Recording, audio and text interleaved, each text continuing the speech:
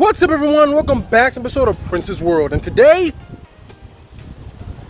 the new product is a 2006 Lexus IS 250. And that's right. This is another one of the vehicles that I had the chance to make a video for, but didn't. But guess what? I'm making up for it now.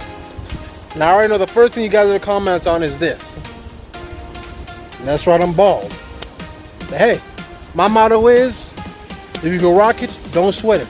I've done this before. I know I can look good while doing this. But now back to the matter at hand. It's this Lexus IS 250. Now, when I originally bought it from the owner, I already knew for a fact it would not start. But he said it was security. After I bought it, I did my own test on it, and lo and behold, it said it could not detect the key. So what I did was go to the dollar store and bought a new battery for that key. Afterward, it stopped saying it couldn't detect the key, but it still would not start. So I put the scan tool up to it, and guess what? It said security. So what we're gonna have to do is call the dealership and see if they can reprogram this vehicle. So everybody, stay tuned. So everybody, I find myself inside the office. I already have Price LeBlanc Lexus number pulled up. So we're about to call up the dealership.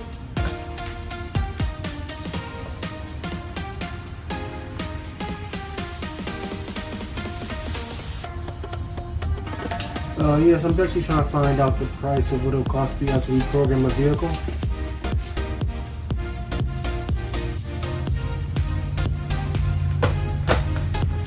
So unfortunately, I can't get a hold of the service department of Lexus. I've already tried calling them multiple times off camera, and let me tell you, they just won't pick up when it comes to service. They're too busy or just too lazy. But anyway, I'm going to call them back again later, so we can hurry up and get that Lexus to the dealership. So everybody, see you in the morning. The next day. So everybody, it's the next day. And unfortunately, I couldn't get any pricing on reprogramming for this vehicle. And it came to the point where I said, I'm not going to do it. There's more to this vehicle that you guys have not seen, which I have not shown you. And I decided that this vehicle is not worth it. So what we're not going to do is reprogram it or fix it up. One thing I did learn is I can get more money for it at the junkyard. So what we're going to do is junk it. I plan on doing that today, but unfortunately time ran out for me because things out here at the shop took up the time to take this thing to the junkyard. So instead, I have another vehicle for you. This one right here. That's right, everybody. We have ourselves a 2002 Isuzu Trooper. The only thing on this thing is the transmission.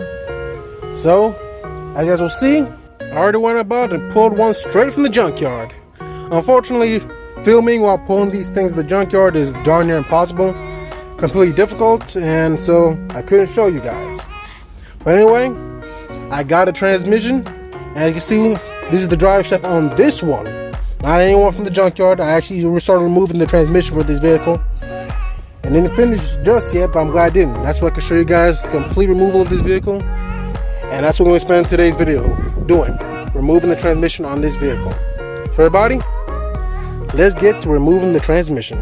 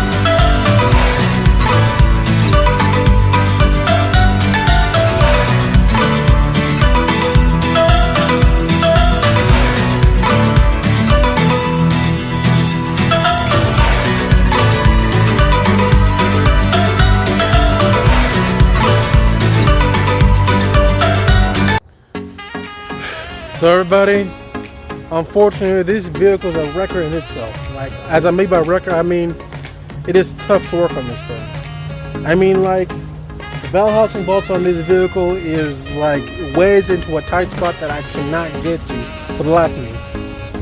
Like, I've tried everything I could to get to those top bell housing bolts, but apparently I can't do it. Which is the wonder of how I did it the first time on the first transmission I got from the junkyard, but I digress. But the thing that's really starting to get to me is that the transmission on this vehicle might not be bad. Wanna know how I know? I'll show you. As you guys can see, I already had it put on the transmission jack to try and lower the transmission a bit.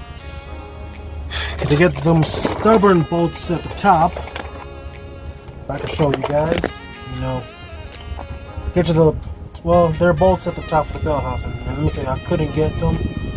For the life of me, I don't know how I did the first time. But God, man, it was difficult. But upon further inspection, I'm starting to see that the only reason this transmission is having any problems, because you see all that leakage? I think the pan gasket had gone bad. And since this vehicle doesn't have a dipstick, you can't really check oil levels. So, what we're gonna have to do is put the transmission back up and replace the gasket, put some more fluid in it, and hope things didn't fall apart. I scratched that. We're gonna remove the pan first and see what's up. But we already spent too much time trying to remove the transmission in this vehicle, and to button it back up, and it would just take too much time. So unfortunately, it's gonna be in the next build that we put the transmission back up, put the crossman back up, replace the pan gasket, and fill it up with new training fluid, and then also take it for a test drive. I know we didn't do much this video and accomplish much. I'm sorry for that. It is what it is. And I think it wasn't so hard to replace it just now, but I gotta prioritize some other things. That Volvo key might show up very soon, and that's a vehicle that has more priority than this one. Yeah, but with that being said, that's me for today's video. Don't forget to like, share, subscribe, turn the bell notification to know if I want to upload a new video. And also, if you want to be able to tell what the happening of this Trooper and Volvo, then check me out on Instagram at Princess World. But with that being said, until next time, Prince out.